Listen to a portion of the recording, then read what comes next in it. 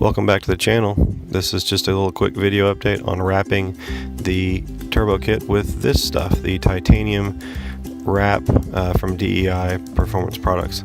I am going to do this somewhat systematically and probably a little more safe, just because that's how I roll. Safety first.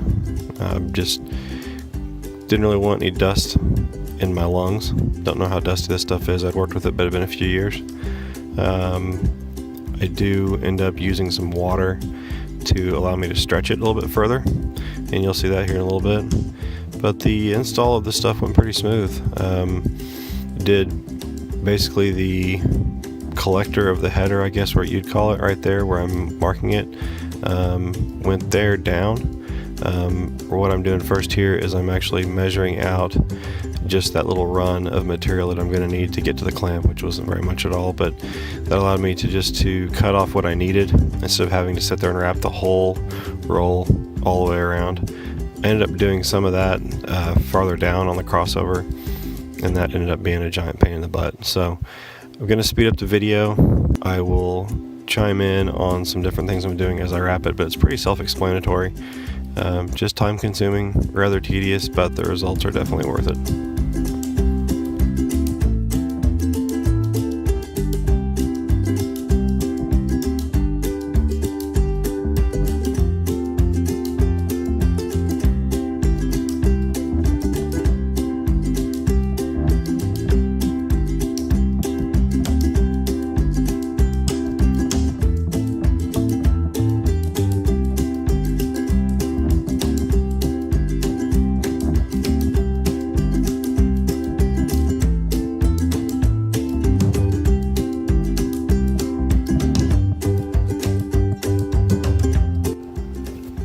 So much for the mask.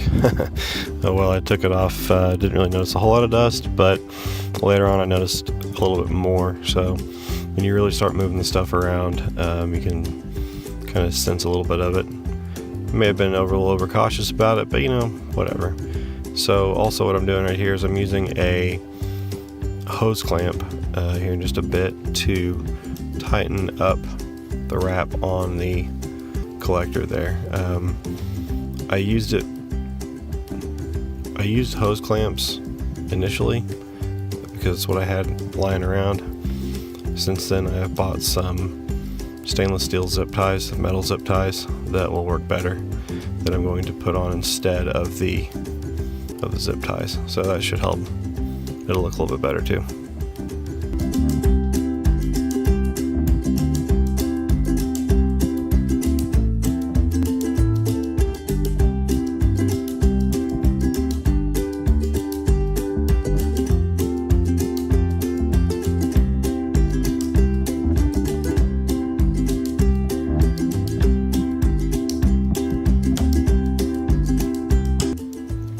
As you can see here, it's very tedious. It takes a long time to get it right, and really you just want to overlap about half of the wrap length, if not more. So basically just a half wrap, so you wrap all the way around and then you overlap it half of the previous width. So it's basically almost like a double wrap. It tends to work best that way.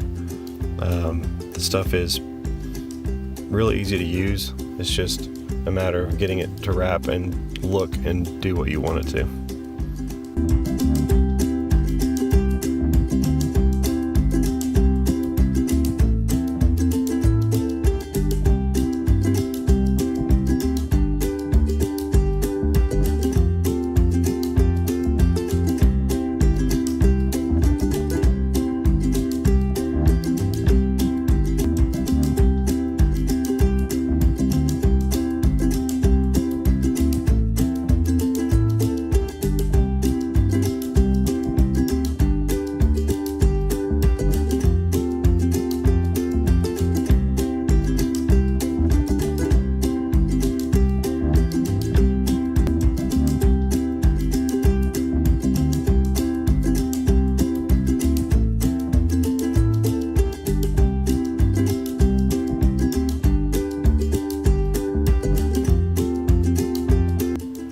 Here I'm moving over to the driver's side of the crossover pipe where the turbo sits in the center of. And this one was the trickiest piece to do, mainly because it's best to keep a solid piece of wrap all the way across the pipe, just so the section around the turbo flange is well covered. If you have two separate pieces and you butt them up right there, it's more clamps, it doesn't look as good, it's kind of harder to use. So what I'm doing here is I'm going through it and trying to get the length of this material, but I ended up having to feed the entire thing through, and it got to be pretty tedious. But once it was done, it was worth the headache. It just took quite a while.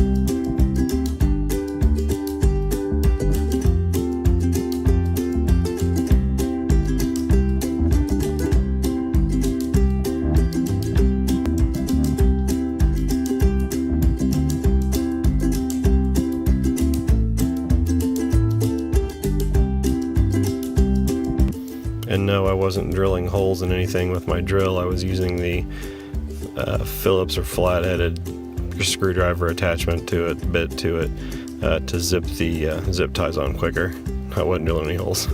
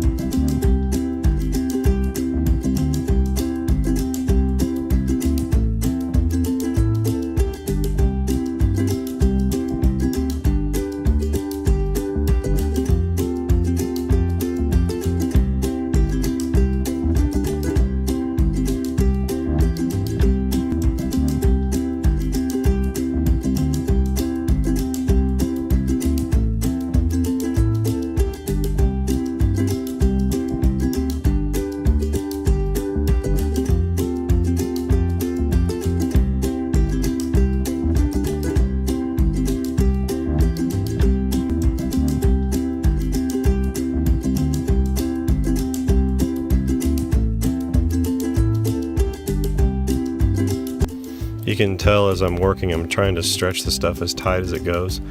Mainly that's just to make sure that when it's wet, it does stretch.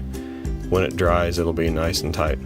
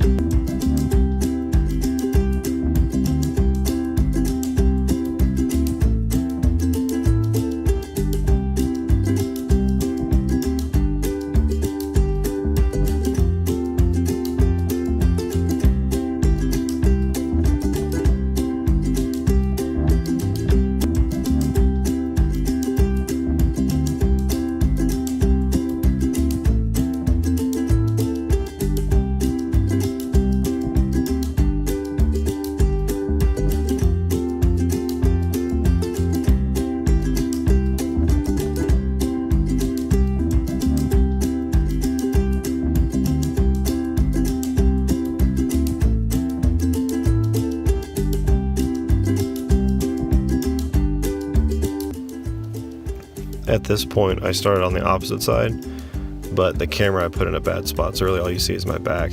But yeah, this is just going to show you the section that I'm wrapping. It's basically from where the flange is at the V-band at the bottom of the passenger side manifold, down that S-shaped pipe all the way to the other V-band there, right where the AC line sits. So it's kind of tricky to get on the AC line. I had to kind of hold it out of the way. Didn't really get any video of that. Like I said, it wasn't very good. I was in the way of the camera most of the time.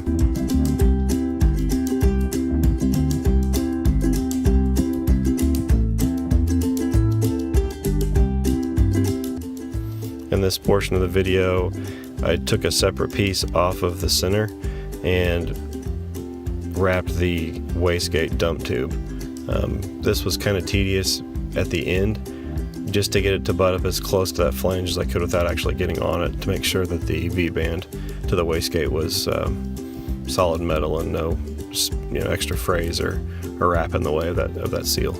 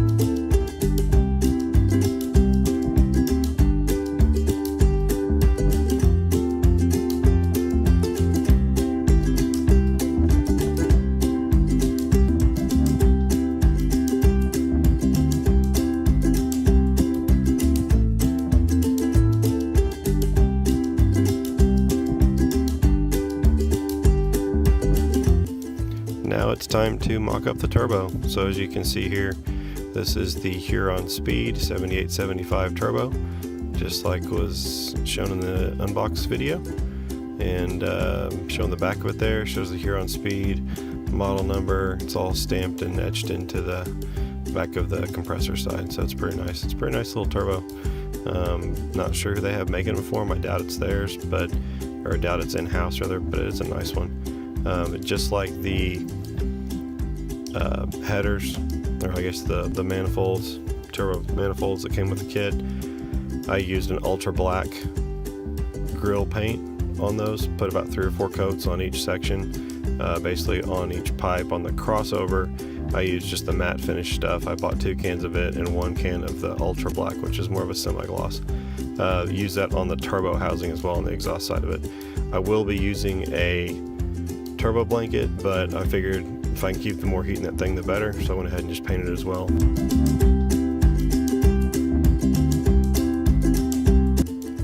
Once I got the turbo on, that was it for that morning. That was actually 2 days that it took to do the wrap of those pipes.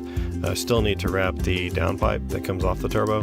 I plan on cutting a center section out of that and putting a cutout in the middle of it, and actually running a boost activated cutout valve, exhaust cutout valve, so whenever it's connected to a boost source, I'm going to use a vacuum boost reference block, like a distribution block, and I'm going to hook up everything to that, so it'll have its own dedicated vacuum line, boost line, however you want to look at it.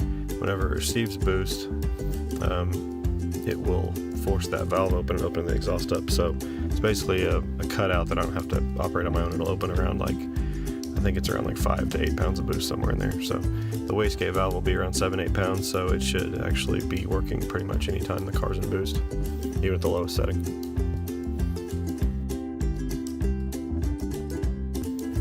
And that concludes the video. Don't forget to click the subscribe button and stay tuned for more updates.